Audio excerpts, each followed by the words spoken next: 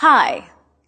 No matter where your company is physically located, you can expand into other regions or countries with a click of a button.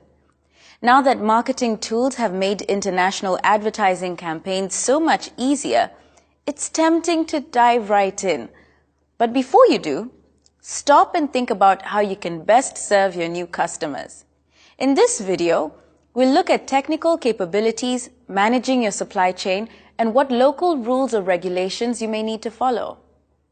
Addressing these details will help reduce risks and identify potential issues before you're too far down the line. First, you might want to check how your website performs in the countries where you want to sell the products. Some regions may have slower internet connection speeds. Make sure your web pages can load and your site works well in places where you want to sell.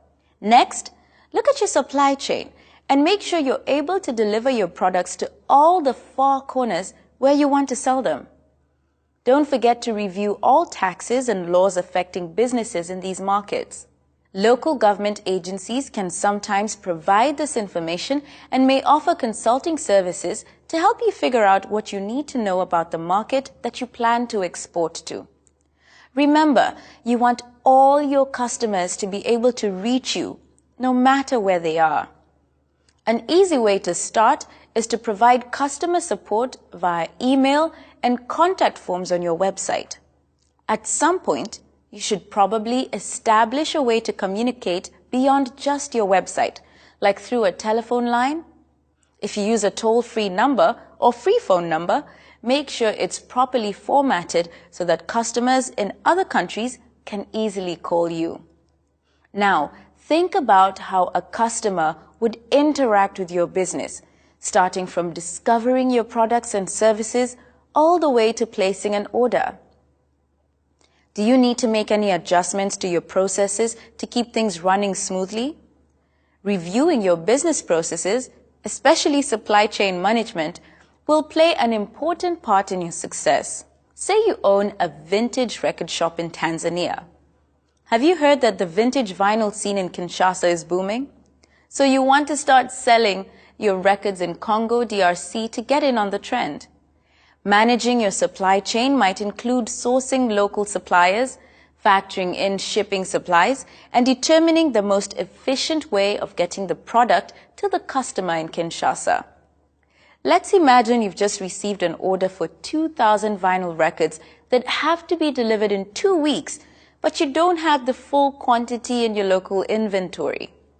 Given the rapid turnaround time, receiving the remainder of the order, repackaging the products, and shipping to the customer in less than 2 weeks sounds like a risky proposition. So in this case, you might decide you need to source from a local supplier. As you look to expand your business into global markets, you'll also need to explore local laws and regulations for doing business in each target area.